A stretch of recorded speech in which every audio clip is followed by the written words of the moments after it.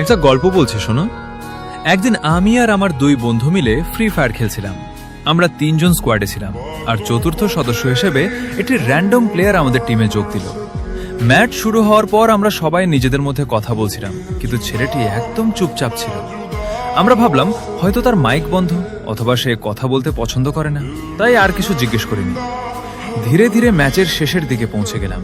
তখন হঠাৎ ছেলেটি নরম গলায় বলল, রিভাইভ করে দাও ইয়ার। আমরা তাকে রিভাইভ করলাম। তারপর আমি মজা করে জিজ্ঞেস করলাম, তুমি এতক্ষণ ধরে চুপচাপ ছিলে কেন?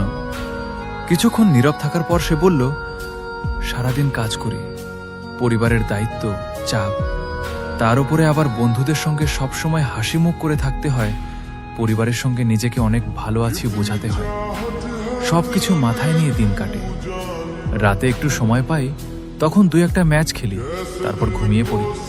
সকালে আবার কাজে চলে যাই। এভাবেই দিন, সপ্তাহ, মাস কেটে যাচ্ছে। সে একটু থেমে আবার বলল, জানো, মাঝে মাঝে মনে হয় জীবনটা কত অদ্ভুত।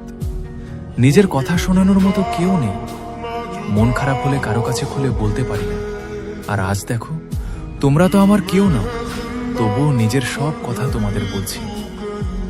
তার কথাগুলো শুনে আমরা সবাই কয়েক সেকেন্ডের জন্য চুপ হয়ে গেলাম। যে ছেলেটিকে এতক্ষণ একজন সাধারণ র্যান্ডম প্লেয়ার মনে হচ্ছিল, তার ভেতরে এত কষ্ট জমে আছে সেটা বুঝতেই পারিনি। সেদিন আমরা ম্যাচটা জিতেছিলাম কিনা সেটা এখন আর মনে নেই, কিন্তু সেই অচেনা ছেলেটির কথাগুলো আজও মনে আছে। তখন বুঝেছিলাম, অনলাইন গেমে আমরা শুধু শত্রু আর সতীর্থ খুঁজে পাই না। কখনো কখনো এমন কিছু মানুষের সঙ্গেও দেখা হয়ে যায়, যারা নিজের কষ্টগুলো বুকের মধ্যে লুকিয়ে রেখে প্রতিদিন লড়াই করে যাচ্ছে। হয়তো বাস্তবে আমরা আর কোনোদিন দেখা করব না, কিন্তু সেই রাতের কয়েক মিনিটের কথোপকথন আমাকে শিখিয়েছিল, প্রতিটি হাসির আড়ালেই একটা না বলা গল্প লুকিয়ে থাকতে পারে। হ্যাঁ, আর আমার নাম জান্নাতুল।